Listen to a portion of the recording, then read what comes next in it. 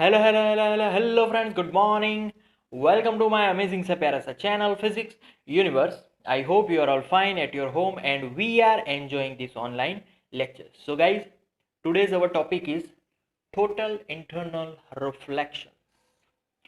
तो total internal reflection के लिए first of all I am drawing the one diagram. तो यहाँ पर हमें एक ट्रांसपेरेंट मीडियम लेना है. ओके. तो ये जो टोटल इंटरनल रिफ्लेक्शन है उसके लिए दो कंडीशन है बेसिकली. दैट फर्स्ट कंडीशन कि जो भी हम लोग लाइट प्रोपेगेट कर रहे हैं it is always from denser to rare medium, तब ही टोटल इंटरनल रिफ्लेक्शन हो सकता है. तो ये पहली कंडीशन हो गई, denser to rare medium. And the second condition कि लाइट जो इंसिडेंट एंगल है it should be always greater than the critical angle. Now we are talking about critical angle here. So if I am putting a source here, this is our denser medium, तो यहाँ पर मैं लिख लेता हूँ denser and this is our rarer medium. तो यहाँ पर मैं लिख लेता हूँ rarer. Okay. So outside is rarer, inside is denser, and I am putting the one source inside the denser medium. Okay. So first of all, I am drawing the light which is passing perpendicular to this surface which is separating two different mediums. तो यहाँ से एक light rays जा रही है, it is exactly perpendicular to this surface which are separating two different mediums. तो तब ये जो लाइट है वो एकदम से स्ट्रेट जाएगी और फिर वो प्रोपेगेट हो जाएगी. तो यहाँ पर कोई भी रिफ्रैक्शन नहीं होगा. तो रिमेंबर, जब कभी भी लाइट रेस को हम लोग सीधा प्रोपेगेट करेंगे without any angle, it will propagate through out without any suffering from refraction. Okay. अब जो लाइट रे है उसमें मैंने थोड़ा इंसिडेंट यहाँ पर ऐड किया, इंसिडेंट एंगल मिलेगा. देखिए पहले तो रिमेंबर दैट वन थिंग कि ये जो लाइट रे है हम उसको डिफर क्यों कर रहे हैं, क्योंकि हमें यहाँ पर स्टडी करनी है. बट यहाँ पर से जो लाइट सोर्स में अगर रखूंगा तो वो तो स्प्रेड हो जाएगी हर एक डायरेक्शन में. बट यहाँ पर स्टडी करने के लिए मैं जो लाइट रे है उसको अलग अलग दिखा रहा हूँ, बट वो स्प्रेडिंग आपको ऐसे इमेजिन कर रहा है. बट यहाँ पर मैं अब इस लाइट रे को, इस इंसिडेंट रे को यहाँ पर दिखा रहा हूँ. सो क्या होगा, basically denser to rare medium जा रहा है, यहाँ पर मुझे नॉर्मल ड्रॉ करना पड़ेगा. तो whenever light ray passing from denser to rare medium it will move away from the this separating surface. तो वो जाएगी इस डायरेक्शन, थोड़ी सी मुड़ गई, move away from the normal drawn to this surface. Okay. So this is our I1 and this is our R1. Okay. Again मैं और इंसिडेंट एंगल इंक्रीज कर रहा हूं, तो फिर से वो क्या होगा, यस यहाँ पर नॉर्मल ड्रॉ करो, ये मेरा I1 और यहाँ से वापस वो थोड़ा ज्यादा टिल्ट होगा. So I get R2 here, sorry this is I2. So वापस यहाँ पर रिफ्रैक्शन हमें मिल रही है. ओके. सो बेसिकली यहाँ पर क्या हो रहा है कि पार्शियली रिफ्रैक्शन है और पार्शियली हमें यहाँ पर रिफ्लेक्शन भी मिल रहा है. ऑलवेज रिमेंबर कि दोनों फिनोमिनन्स हमें मिलेगी, पार्शियली रिफ्रैक्शन, पार्शियल रिफ्लेक्शन. यहाँ पर भी दोनों हमें मिलेंगे, reflection as well as refraction. Always remember. Okay.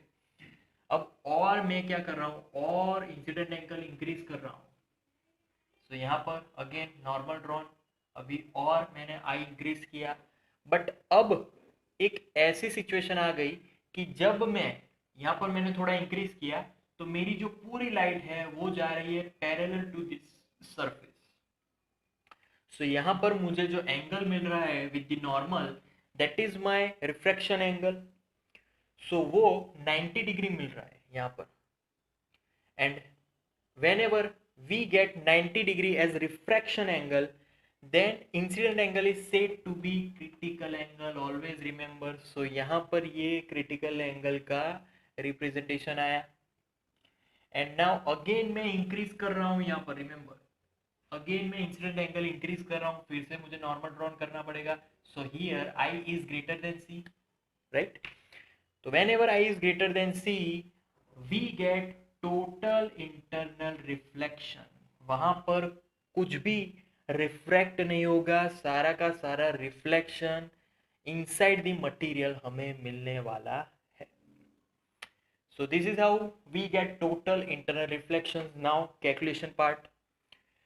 तो यहाँ पर सपोज के ये पॉइंट को अगर मैं एज्यूम करूँ और वहां पर मैं स्नेल्स लॉ अप्लाई करूँ. So what is Snell's law?